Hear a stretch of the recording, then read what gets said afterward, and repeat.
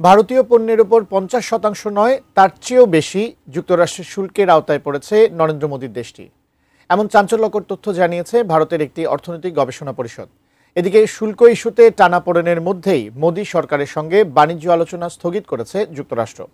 এর ফলে হুমকির মধ্যে পড়েছে ভারতীয় লাখ লাখ শ্রমিক ও কৃষকের জীবন। বিস্তারিত জানাচ্ছেন শেখ ফরিদ।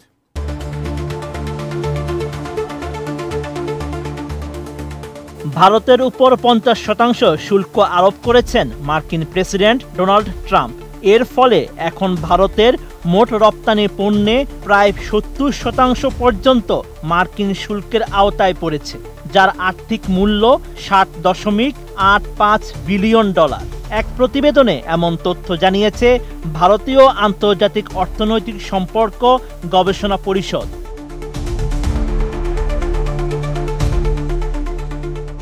এছাড়া ভারতীয় ইকোনমিক টাইমস জানায় এই পরিমাণ ভারতের মোট জিডিপির মাত্র ১.৫৬% এবং মোট রপ্তানির ৭.৩৮%, অর্থাৎ $৩.৯ ট্রিলিয়ন অর্থনীতির জন্য এটিকে ভয়াবহ সংকট বলা যাবে না।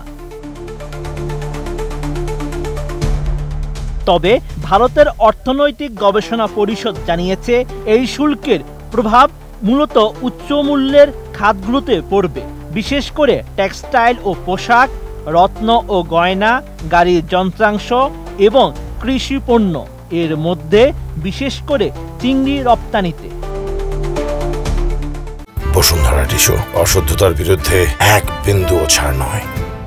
প্রতিবেদন মতে এসব খাত শুধু যুক্তরাষ্ট্রে ভারতের পণ্য রপ্তানির প্রধান ভিত্তি নয়, বরং এগুলো লাখ লাখ শ্রমিক ও কৃষকের জীবিকার সঙ্গে সরাসরি যুক্ত। টেক্সটাইল ও পোশাক খাতে এখন ভারতের প্রতিযোগী দেশের মধ্যে রয়েছে বাংলাদেশ, পাকিস্তান ও ভিয়েতনাম। এই দেশগুলোর তুলনায় ৩০% বেশি শুল্ক বৈষম্যের মুখে পড়বে মোদী সরকার, যা ভারতের জন্য যুক্তরাষ্ট্রের বাজারে বড় ধরনের প্রতিযোগিতামূলক সংকট তৈরি করবে। রত্ন ও গয়নার খাতে ভারতের রপ্তানি আয় $১১.৯ বিলিয়ন। তুরস্ক, ভিয়েতনাম ও থাইল্যান্ডের মতো প্রতিযোগীদের বিপরীতে একই সমস্যায় পড়বে নয়াদিল্লি। ভারতের রপ্তানি ৩% জুড়ে থাকা কৃষি পণ্যের মধ্যে সবচেয়ে বেশি ক্ষতিগ্রস্ত হবে চিংড়ি রপ্তানি, কারণ যুক্তরাষ্ট্রের আরোপিত ৫০% শুল্ক ভারতীয় চিংড়ির প্রতিযোগী দেশ ইকুয়েডর, ইন্দোনেশিয়া ও ভিয়েতনামের তুলনায় অনেক বেশি। এর সঙ্গে রয়েছে আগের অ্যান্টি ডাম্পিং ও কাউন্টার ভেইলিং শুল্ক। ইকোনমিক টাইমস জানায় এসব খাতে মার্কিন আমদানিকারকেরা দ্রুত সরবরাহকারীর পরিবর্তন করতে পারে।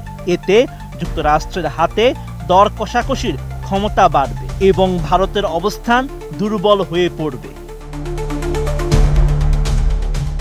এর আগে প্রথমে মার্কিন প্রেসিডেন্ট ট্রাম্প ভারতীয় পণ্যে ২৫% শুল্ক ঘোষণা করেন। তখন আশা ছিল একটি অন্তর্বর্তী বাণিজ্য চুক্তির মাধ্যমে এই বাড়তি শুল্ক এড়ানো যেতে পারে। তবে কয়েকদিন পর তিনি আরও ২৫% শুল্ক আরোপ করেন, যা মোট শুল্ক দাঁড়ায় ৫০%। এর কারণ হিসেবে তিনি দেখান ভারত রাশিয়া থেকে তেল আমদানি চালিয়ে যাচ্ছে। Sheikh Farid, ATN news.